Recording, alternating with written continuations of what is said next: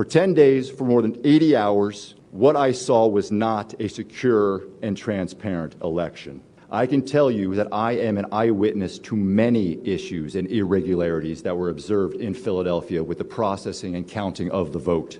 I was a witness to too many issues and irregularities to cover in a brief opening statement.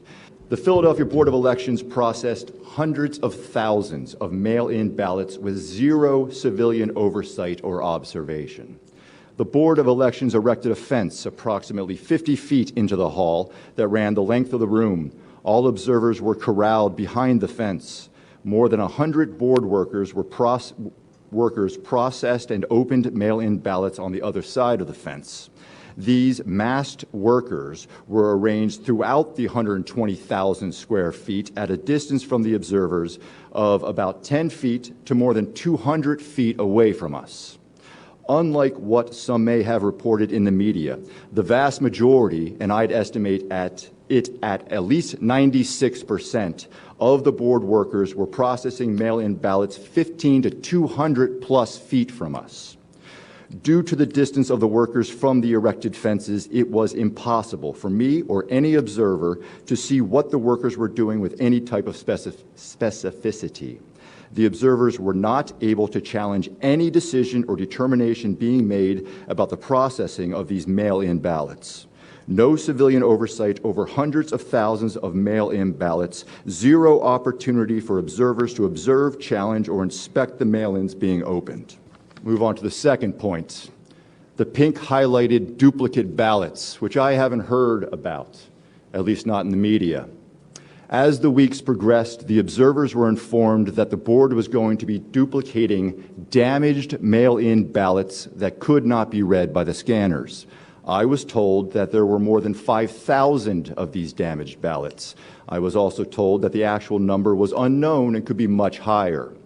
The process for duplicating these ballots was for two workers to work as a pair.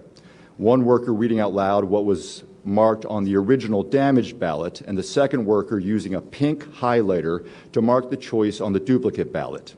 The board's plan then was to run the pink highlighted ballots through the scanners where they would be counted as votes.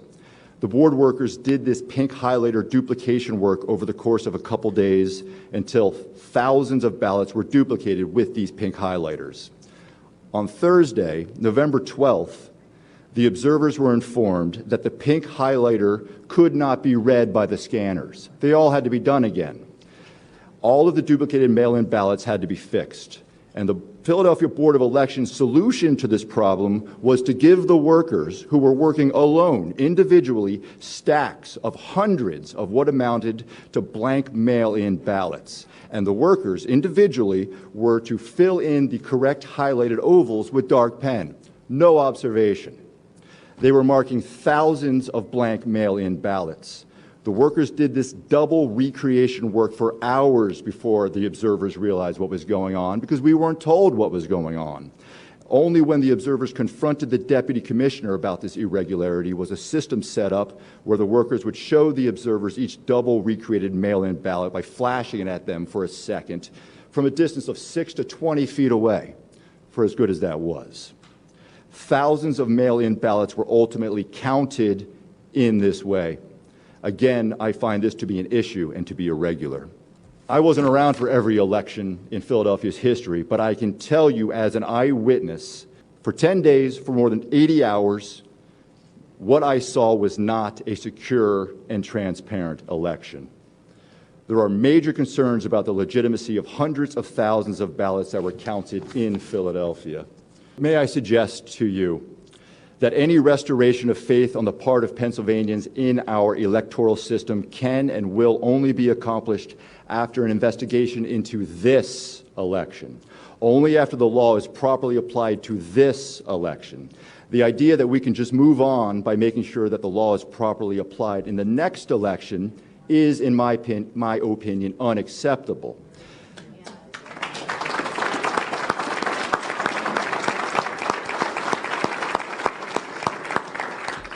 The issues, irregularities, and illegitimacy of what I saw leads me to conclude that the laws of the Commonwealth and of the United States were not being followed in Philadelphia when hundreds of thousands of ballots were counted in this year's general election. Action must be taken now to maintain our free and fair elections and to preserve and protect our elections' integrity. 大纪元时报遍布全球，不受财团、政党影响，真实敢言。不管是想了解国际局势、两岸议题，或者想要寓教于乐、丰富人生，您需要的都在大纪元时报。订报专线0800566688。